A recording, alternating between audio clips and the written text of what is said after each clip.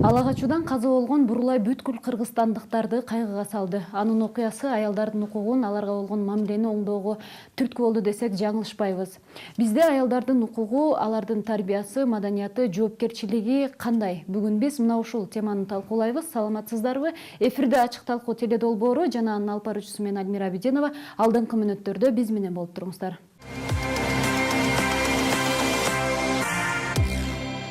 Анда эмесе азыр алгач эле эфирди баштагандан мурун биз атайын кризистик центрлердин бирине барып, Ош шаарындагы бир айымыбыздын окуясын угуп келдик эле. Ошого кезекти берели, андан кийин талкуубузду баштайлы.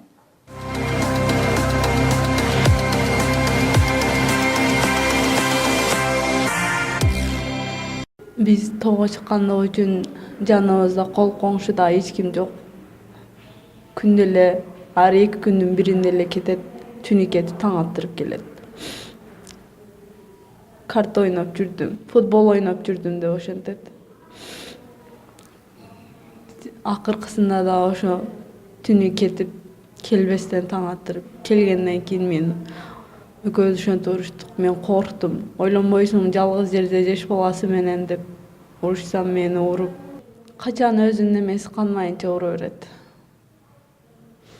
Бир балам ошентип бербей койгондо ошондо сотко кайрылып баламы алып беришкен. Боюмда бар. Ошону ойлонбойсуңбу, бул коркот дебейсиңби десем, бир эле сенин боюңда бар бекен, бир эле сен ушинтип отурат экенсиңби деп мени ошентип уруп атат. Ошо акыркы жолу ошондой карта ойноп таң аткыча чейин келбей, таң атып келип алып мени уруп, ошондон анан келе берген мен үйдөгүлөр алып келип анан больницага жатып, ошентип бул жака кайрылып калдым мен.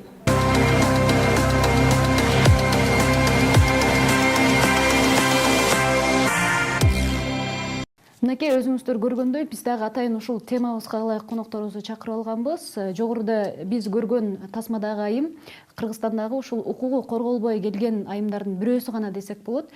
Ошон үчүн алгач мен суроону Ак жүрөк кризистик борборунан бизге атайын коногубуз келген. Гүлнар айым, сиз айтсаңыз, мындай окуялар көп эле болобу? Анан канчалык түшүп турушат? Мисалы, айына 2-ден 3-төнбү же андан деле көппү балким? Зордук зомбулук маселесин биз көп жылдан бери эле көтөрүп келатабыз. Чындыгында бул бүгүнкү күндө биздин мамлекеттин абдан чоң бир проблемасы болуп атат. Анан чындыгында Ак жүрөк кризистик борборуна зордук зомбулукка кабылган адамдар көп кайрылуучу болду акыркы жылдары. Жалаң эле аялдар эмес, эркектер дагы бар, кары картаңдар бар. Анан негизинен эле ошо аялдар өздөрүнүн балдары менен чогуу келишет да. Мисалы, мен мынакей ушул эле 18-жылда ала турган болсом, июль айдын ичинде эле 86 аял кайрылды, 6 эркек кайрылды. Эми ушул 86 кайрылган аялдын бардыгынын балдары бар, бардыгы балдары дагы өзлөрү дагы зордук зомбулукка туш болгон аялдар да. Анан албетте эле кайсы бир көйгөйдү чечкенден мурда анын келип чыгыш жолдорун дагы бир карашыбыз керек экен да. Ошон үчүн жалпы эле студияда ушул жаштарыбызга, атайын адистерибизге суроо бергим келип турат да. Жогоруда биз көргөн карманыбыз айтып берүүсү боюнча 4 балалуу болуптур, 3 балалуу болуптур, ошол жолдошу менен. 4-үнчүсү боюнда бар экен, 5 айлык. Анан ошо боюнда бар кезинде токмок жептир, мындайча айтканда. Атасы каза болуп кеткен экен, апасы 70 жашка чыгып калыптыр. Анан жолдошум менен жашай турган оюм жок дейт. Бирок эгер жашабай койсом, бул 3 баланы ээрчитип, курсагымда бала менен каяка барып кимге батам дейт да. Ушул сыяктуу окуялар, ушул сыяктуу учурлар эмнеден улам келип чыгат? Бир мамлекет өзүнүн законун бышык кармап жашайт экен да. Бир мамлекет ата салтынын, каада салтынын законун кармап жашайт экен. Бир мамлекет шарияттын законун кармап жашайт экен да. Биздин Кыргызстан бардыгын кармабай жашайт да. Ар кимге ар кандай каалаган закону менен жашай берет да. На самом деле в Кыргызстане у нас законы очень хорошо прописаны.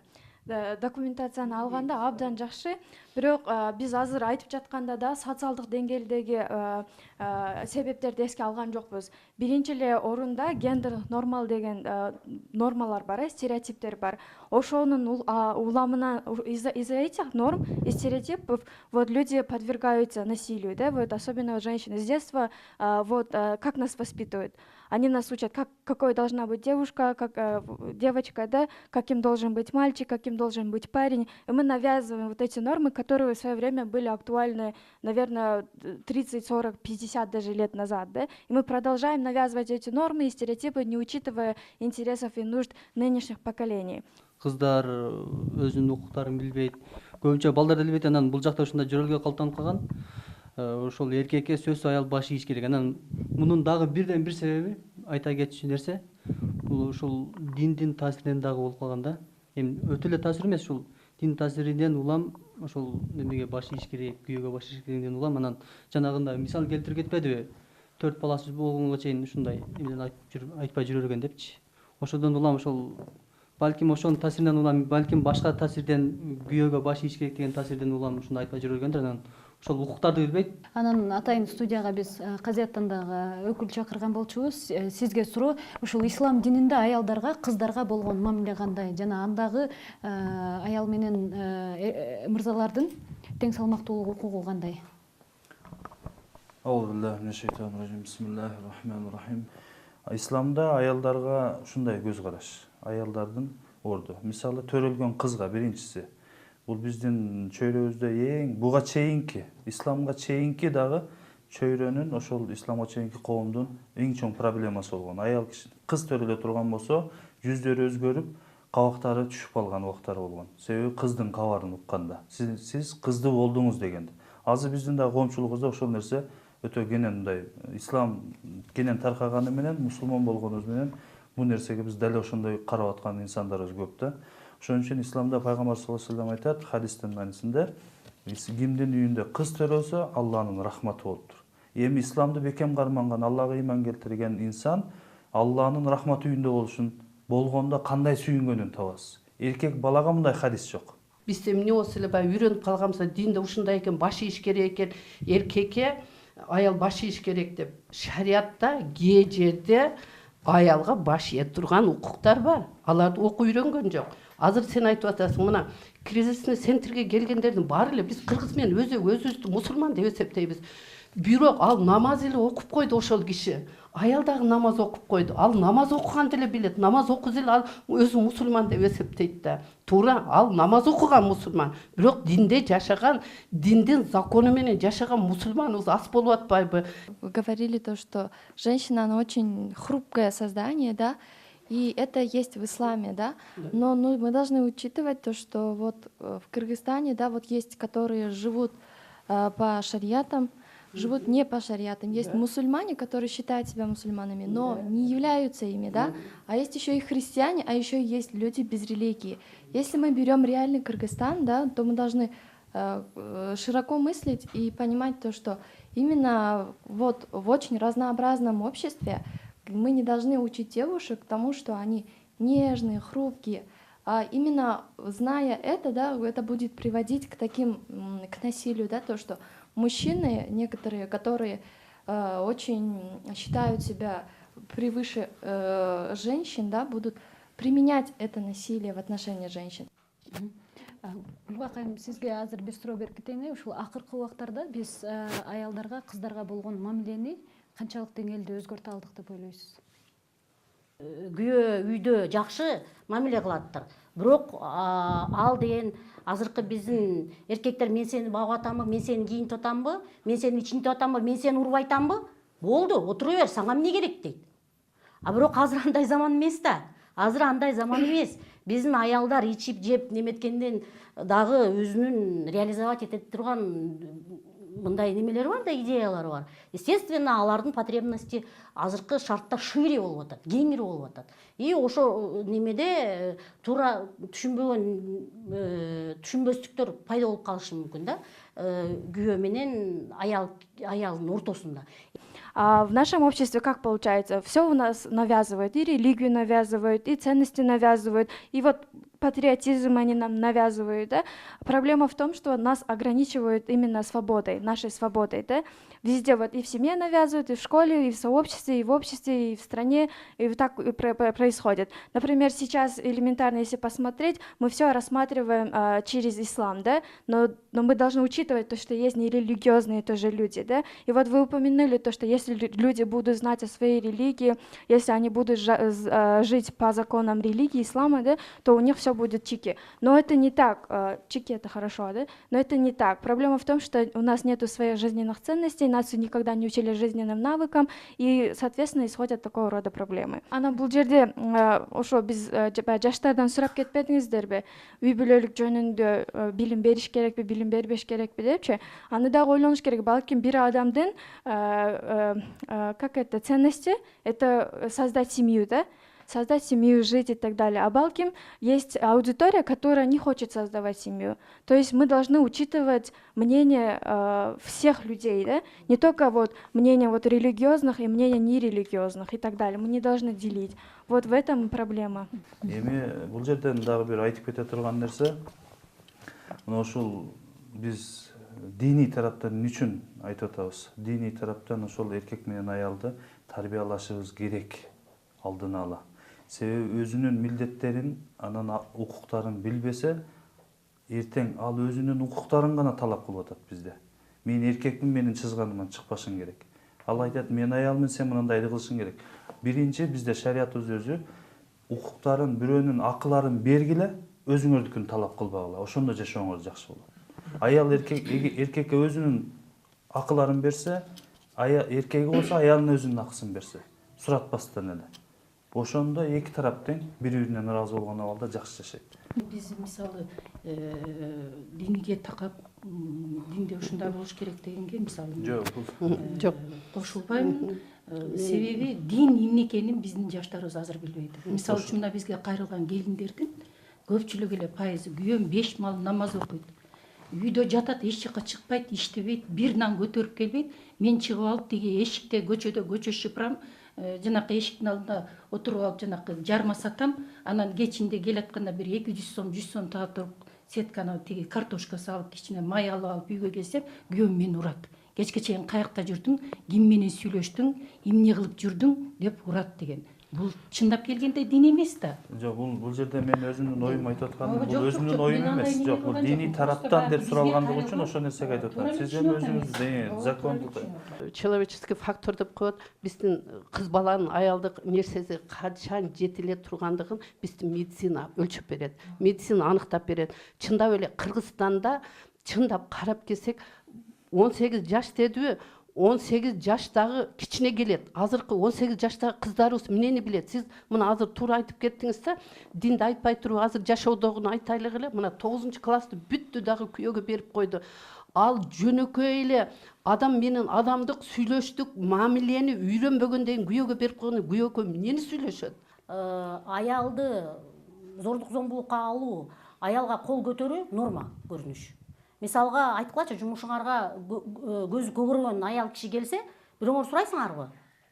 Мындай ичизден айтып коесуз, байкуш күйөөсү урган турбайбы? Всё. Болду. Всё. Эч ким разборка кылбайт аны. Ошо жумуштагы резонанс кылып, күйөөң урдубу, жүр күйөөңө баралы, же туугандарын чакыр. Кандай акмак, кандай болуп барды экен деп эч ким сурабайт. Ал аялдагы билбесин деп уялып, күйөөсү зөөкүр экен деп айтпасын, мен күйөөмө эртең жаман көрүшпөсүн деп ачкы тагынып келет. Ал көрсөтпөйт да көзү көгөргөн. Өзүнүн укугун билбейт, жашоодогу укугун билбейт. Воспринимают вот это как должное. Мына мисалга ошо Бурулайды өлтүрүп койгондо, мына кыздар акция кылды.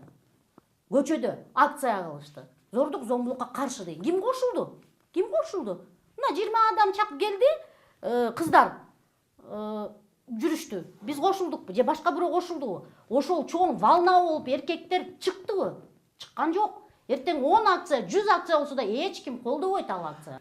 Коомчулук ошону уят карып алса, анда эркек өзүн дагы тартынат да, кой мен эртең чыксам, ошо менин кошунам айтат, ай сен акмаксыңбы деп айтат деп.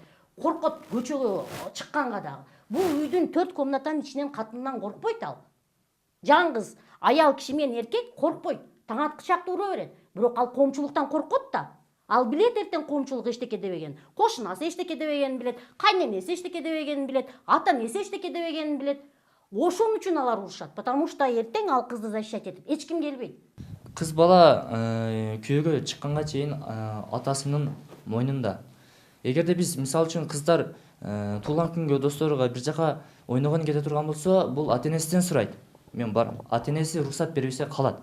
Ошондой эле күйөөгө чыккандан кийин күйөөсүнүн мойнунда. Күйөөсүнөн сурабайт, кетип калат. Ата энесиге кандай мамиле кылган кыз, мисалы үчүн кыз ата энесиге кандай мамиле жасаса, күйөөсүнө дагы ошондой мамиле жасаса, эч кандай пикир келишпестик, уруш талаш жок болот да. Аял жакшы, эр жакшы, вазир жакшы, хан жакшы дейт. Башкача айтканда баардык жоопкерчиликти айымдарга жүктөп койгон жери жокпу?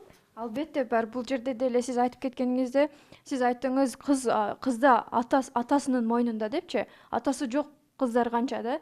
И вообще родители, они несут ответственность до 18 лет. Это их обязанность, это их ребенок. Анан кийин ал күйөөсү ким болот? Ал күйөөсүнө отчет бере бериш керек да. Мен досторум менен отуруп келем, уруксат бересизби? Зачем это все? А если үйдө түшүнбөстүктөр болуп атса, нужно идти на открытый диалог. Бизде коомдо открытый диалог дегенди биз түшүнө албайбыз анычы. Ошону дагы баягы жизненный навыктарды үйрөнүп атканда үйрөнүп алсак, үй бүлөдө деле андай көйгөйлөр болбойт. Ачык мындай талкуулар жүрүш керек да. Андан кийин эркек киши сен ата энеңден рухсат сурап жүргөнсүң, азыр мен аларды заменяю, ты должна отчет мне давать десең, кто вы такие, да? Тут уже вопрос power, как это называется, сил, да? Кому принадлежит эта сила? Мы все несем ответственность за свою жизнь. То есть вы не должны нести ответственность за жизнь своей жены. Конечно, вы семья, но это не означает то, что вы владеете ею, да, или ее работой. То есть вы не имеете никакого права ограничивать ее. Максимум, что вы можете сделать, это организовать открытые разговоры, где вы обсудите свои проблемы, да. Это максимум. Шарият боюнча эркектин мойнуна иштеп акча табышты койгон. Эгерде сен иштеп акча таппасаң, сага күнөө жазылат. Сен жоопкерчиликтүүсүң ошолордун ыйлап ачка отурушуна. Эми шариаттын закону ушундай болгондон кийин биздин мамлекетибизде да ошо бар да, иштеш керек, эркек иштеп үй бүлөсүн бакыш керек. Бизде деле ушундай. Бирок аны кылбай аткан закондо күнөөбү же диндин законунда күнөөбү? Адамдык фактордо болуп атпайбы? Адам өзү жалкоо болсо, акмак болсо, башы жетпесе. Проблема именно в том, что мужчин ценят, да, то есть ценят в окружении, и для этого, поэтому они себя чувствуют более выше. А девушек их не ценят, и им не дают вот это чувство ценности, собственной ценности. И девушки теряются, не могут найти себя, не знают, кто они, зачем, да, то есть где их цели, где их мечты. И они теряются. Жогоруда айтып өткөндөй, диний, анан мамлекет тарабынан, укук мыйзам тарабынан, башка жагынан канчалык деңгээлде айтсак деле, баары бир бул нерсенин азырынча алдын алуу же келечекте биротоло жок кылуу колубуздан келбейт экенине жетип тургандай. Ошон үчүн бизге атайын коноктору жаңы ритм уюмунан келишкен. Алар ушул зордук зомбулукка кабылганда аял алсыз болсо дагы кандай ыкмалар менен өзүн коргой алат, аны менен мушташпайт, бирок өзүн коргой алат деген ыкмаларды азыр көргөзүп берип кое аласыздарбы ушул жерден? Анткени телекөрүүчүлөрүбүз дагы көрсүн. Меня, да, мужчина, да, или женщина захватит, да, скажем, на улице я иду, и тут подходят и берут за руки, да, и как я действую в этом случае? Сопротивляться, да, то есть толкаться смысла здесь нет, потому что противник может оказаться сильнее, чем я, да. Здесь я могу только применить метод, то, что взяться за обе руки, поставить шире ноги и всем своим весом тянусь вниз, то есть и убегаю. То есть таким образом это самый более эффективный метод. И сразу рукой, которая свободна, да, я действую на болевые точки. На лице, на теле есть определенные точки, куда можно воздействовать. В данном случае это подбородок, нос, да, например. И я рукой, то есть снизу толкаю либо на подбородок, либо в нос, да. Это один из методов, который можно применить. Ставлю шире ноги, тянусь вниз, то есть весом я как приседаю, да, можно сказать, и поворачиваюсь, скажем, рабочим или именно той стороной, которая мне удобна, к нему и локтем делаю удар, наношу удар по животу. И таким образом он также уже теряется, и я убегаю. Эми аудиторияга суроо бере турган болсом, сиздердин оюңуздар боюнча кыздардын ушинтип өзүн өзү коргоону үйрөнүп жаткандыгы туурабы? Эркектерге суроо. Ооба, сиздерге суроо, мырзаларга. Эми албетте бул деген туура. Ар бир адам өзүн коргой билиш керек да. Эми кыз деп эле тим эле койбостон кыздар деле өзүн защищать этип мындай коргош керек. Эми көчөдө эркек болобу, аял болобу баары бир бул мындай зөөкүр болобу, башка болобу, кол сала турган болсо өзүнү коргош керек. Өзү негизинен оору боло турган болсо, ошол оорунун келишин алдын ала алышлык да. Эң жакшы дарылоо ошол өзү. Мына ушул кыздарыбыздын же болбосо эжелерибиздин, карындаштардын ушундай акыбалга түшүп калышлыгы ушул нерсеге түшүрбөгөнгө алып келишибиз керек да. Аял киши эгерде бул нерсе көбүнчө качан болот? Бул нерсе кеч киргенден кийин, түндө кеч калганда, түндүн жарымынан оогондон кийин, мастар көп болгон жерде, адамдар акылын жоготкон жерлерде эч ким көрбөй калат, бул жасаган иштериме жаза албай калам деген мүмкүнчүлүк пайда болгондо гана ушул нерсеге барышат адамдар. Азыр көчөгө чыгып ушул убакытта 2-3 саат, күндүзгү саат 2-3-4дө чыгып, бир кыздын ушундай колунан кармап, чачынан кармап, аны менен бир жаман ойго бара турган бир кылык жоруктарды кыла албайбыз да. Эми ошого аял киши алсыз экенин дагы бир жолу далилдеп атат, бул жерде качканга алып келип атат. Себеби ушул аял менен эркек ушул жерде өзүнө бир жооп бергенге бир күчү жетпейт физический жактан өзү. Аял кишинин ушундай жаратылган. Жеткен болсо дагы бул нерсе жакшы эмес көрүнүш болуп эсептелип калат. Ошон үчүн биз аялдарыбызды, кыздарыбызды эгерде кечинде чыгарбаганга үйрөтөлү, эгерде кечинде чыгышлык мүмкүнчүлүк шарт ушундай болуп кала турган болсо, эркектер коргой ала турган эркеги чогуу чыкканга чакырат элек да. Сиз азыр бул жерде айтып жатасыз еще булдай нерселер көбүнчө кечинде болот депчи, жаман ойлор, ошондо баягы кыздар көчөгө чыкпаш керек, эркек менен чыгыш керек деп. Бул ойлор туура эмес. Сиз азыр Араванскийге түшүп көрүң. Могу паркта кичине отуруңуз, көрөсүз көчө тийишүүлөрүн. Просто бизде көчө тийишүү көйгөйүн адамдар такыр серьезно воспринимать этишпейт. Алар ойлошот, это тоже норма. Эми жактырып калса керек да, бир-эки сөз айтып койду, эчтеке болбойт да депчи. Бирок анткени менен адам даже словесно бирөөгө айтпаш керек, чоң кыз, кандайсың деген сөздөрдүчү, балким ал кыз такыр это вообще неприятные слова, возможно, для этого человека. Биз бул жерде түшүнүшүбүз керек, то что сиздер азыр айтсаңыздар, ата-энелер дагы көрүп жаткандар айтышат. Анда биз кыздарыбызды көчөгө чыгарбашыбыз керек экен да, депчи. А балким анын эч кими жок. Балким ал түнкү сменада да иштейт. А балким ал мен просто чыгып көчөдө саат 8-9да айланганды жакшы көрөм. А мен ар көчөдө коркушум керекпи? Азыр бир жерден бала чыга калып мага тийише калат деп. Биз деген көчөлөрүбүздү мы должны стараться сделать наши улицы более безопасными для всех, не только для мужчин. Азыр анда эмесе биз талкуубуздун ортосунда эрте турмушка чыккандар боюнча атайын сюжет даярдадык эле, ошону көрүп андан кийин улантсак.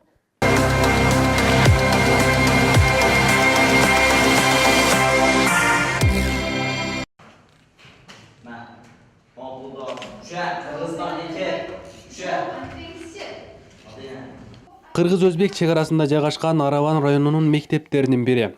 Жогорку класстын окуучулары ата-энелерге эрте турмушка чыгуу боюнча сахналаштырган көрүнүш тартуулап жатат. Адистердин айтымында чек аралаш аймакта эрте турмушка чыгуу көйгөйү дале күчүндө. Көпчүлүгү 9-классты бүтүп турмушка чыгып кетишет. Бул район диний ишенимди бекем сактагандыктан бул көрүнүш кеңири жайылган.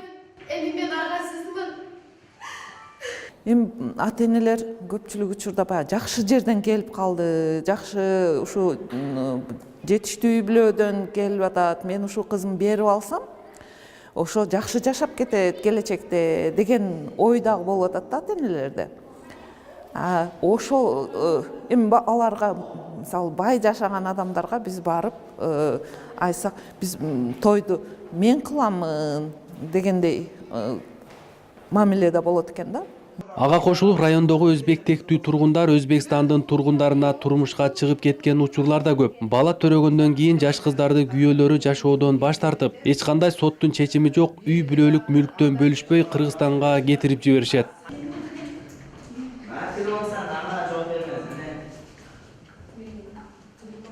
Мыйзам чыккан билбей болуп койгон элек. Азыр келинибиз 17 жашта, 18ге чыкканга чейин дагы 1 жыл болсо мен ата-энем, кары ата-энем бар эле, алар көрүп калсын тойду, кыла берсек болобу дегендей баягы суроолор менен арыз жазып кайрылышты. Жок, биз мыйзамдын алдында жооптусуңар. Аймак диний түшүнүк менен көбүрөөк жашагандыктан бейөкмөт уюмдары өткөргөн иш-чараларга казияттын өкүлдөрү да келишет. Жашоодо ысык болот, суук болот, бар болот, жок болот. Ошону дагы бирдей бардай шүгүрдө, жокто сабыр менен экөө ынтымакташып, үйгө кайната, кайнене болуп туруп ынтымак бактылуу жашаш керек.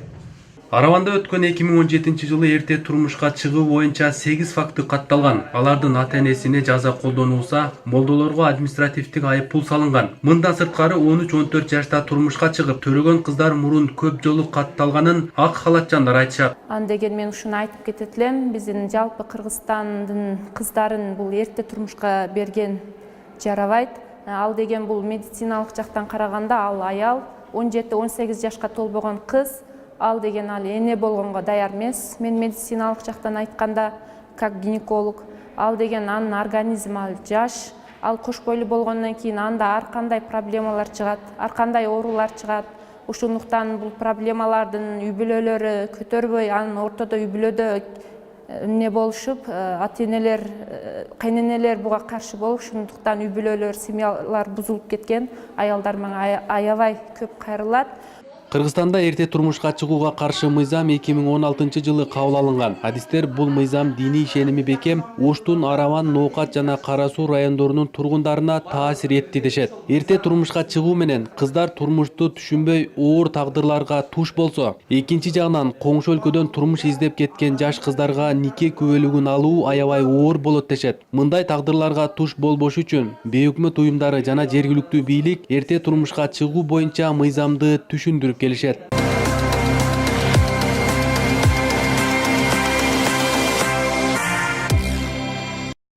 Чындыгында азыркы учурда биздин мамлекетте ошо экономикалык, саясий, социалдык маселелерди чечүүдө биздин аялдарыбыз чындыгында эле активдүү болуп атат да.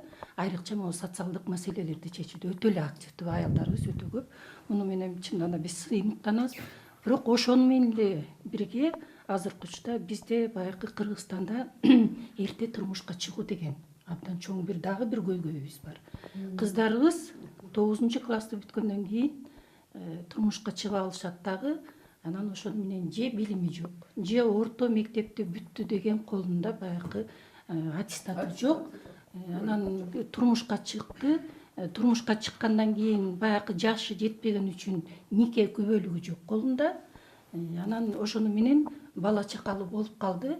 Анан күйөөсү менен баягы пикир келишпестик болуп, уруш талаштан экөө баягы күйөөсү, кайненеси үйүнөн айдап чыгарып койду. Человеческий фактор деп коет. Биздин кыз баланын аялдык нерсеси качан жетиле тургандыгын биздин медицина өлчөп берет. Медицина аныктап берет. Чындап эле Кыргызстанда чындап карап келсек 18 жаш дедиби, 18 жаштагы кичине келет. Азыркы 18 жаштагы кыздарыбыз эмнени билет? Сиз мына азыр туура айтып кеттиңиз да, динди айтпай туруп азыр жашоодогуну айтайлык эле. Мына 9-классты бүттү дагы күйөөгө берип койду.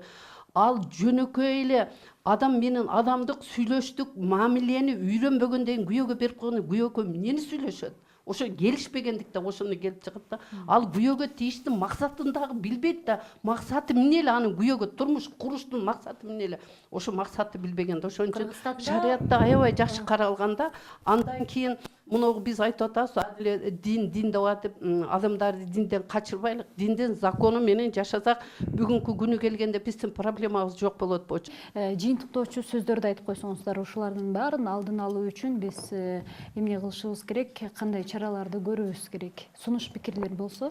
Миграция процесси бул бир жагынан акча алып келүүчү фактор болсо, башка жагынан тарбиядан көп жоготуп салып атабыз да.